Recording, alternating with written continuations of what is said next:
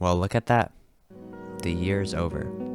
I honestly didn't really watch as much anime this season, and I didn't really enjoy the stuff that I watched too much.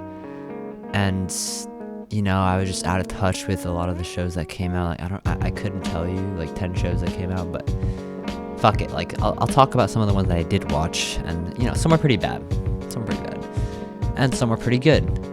And I don't want this video to be like nearly as long as the other ones, so I hope this one will be pretty fast.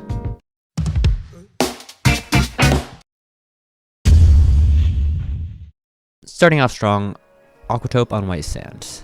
This show really continued to impress me. There's just something about PA Works when they get it right, man. Like, they just make clean shows. I will acknowledge that the shows that they make aren't for everyone, but in terms of a cohesive whole, a cohesive story, it just works. It's realistic, #relatable, and most of all, just feels good to watch. I mean, I'm reiterating a bit about what I said in the last video, but it's just honesty here. Like, if you are at a loss of where you are in your life, media can sometimes be the most impactful change to your perspective. And I think that Aquatope on White Sand definitely has the qualities of a show that could do that for you. Like, there aren't many shows where I'll watch the whole 24 episode run, so it says a lot that I watched this show the whole way through simulcast. I went through 2 whole seasons watching the show. It is truly a great journey to go on, so if you're up to it, I would highly recommend it. This is probably the best isekai I've watched in recent memory. Clean animation, cool premise, badass main character, surprisingly deep and thoughtful at times, while pretty ecchi and trashy other times. I mean, what isn't there to like about this show? I feel that my attitude when watching certain types of shows changes, and it definitely changes when I start watching this one. Any semblance of emotion and critical thinking that I have gets thrown out the window, and I just watch the screen. Like, the animation's pretty good, the writing's passable, and it makes sense in the least, and the voice acting and music are also up to par. There's nothing incredible, but nothing like distractingly bad. It really set the standard of isekai for me, and I think its quality is what most isekai should strive to attain, because it really is an attainable level of quality. It's not anything insane, it's just good. Tact was probably my most anticipated anime this season, which doesn't really say a lot because I didn't really know anything that was coming out, but it was cool.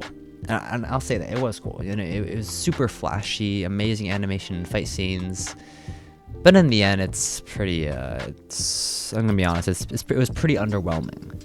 Like, the story felt flat, generic, and boring, and as the years have gone by while I'm watching a show, I increasingly expect either a good story, a satire, or the complete abandonment of a story.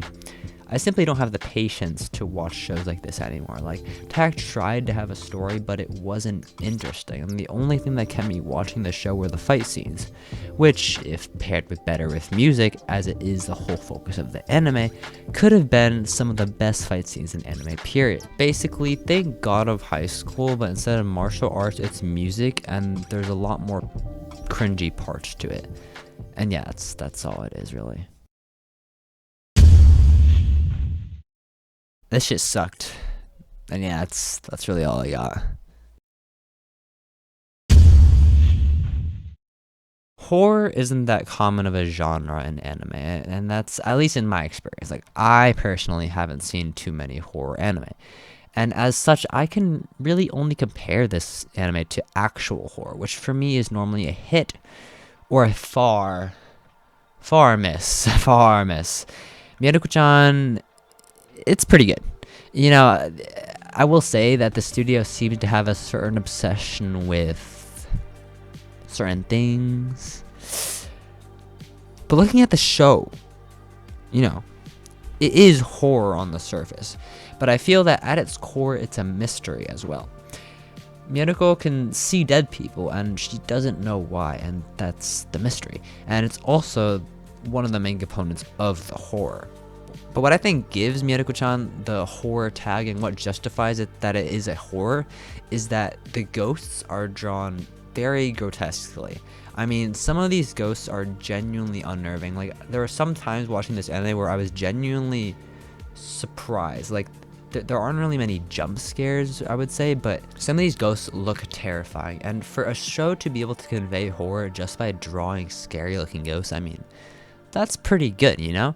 So ultimately, yeah, good mystery, good horror, good, and yeah, good anime.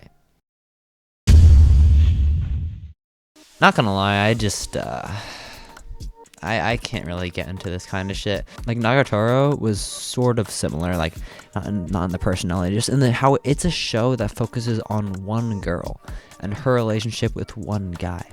And it's not really so much a romance, but it is a romance, but it's not marketed really primarily as a romance. I don't really know. But to me, these types of shows are just really boring. And I don't really see any point of watching them because there doesn't seem to be any point to it. And the only reason why I even gave the show a go is because the art style is really good. Speaking of art, Blue Period is not perfect. I mean, I've read a couple volumes of the manga so far, and I have to say the manga is better. But as an anime, it's pretty good too. Emotion.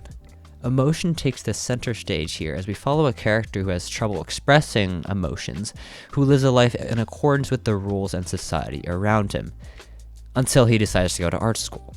Which, for me, someone who does the same sort of following the rules type thing, hit home pretty hard. Like, it says a lot to give up what you have, and through choosing art school, he essentially discredited all of the academic work he did before, which is something I connect with because I've done a lot of academic work, and I personally am not going to give up all of that work. But to see someone do that, to see someone go for what he really wanted, it is powerful. And while the anime doesn't execute the whole thing perfectly, how there are some inconsistencies that I won't really talk about because they are kind of spoilers, but it is ultimately a powerful show, and there's no aspect of it that is bad. I would just recommend that you pick up the manga instead because it just does it a lot better. And yeah, that's fall 2021. Hope next year will be better. Hope next season will be better, and see you next time.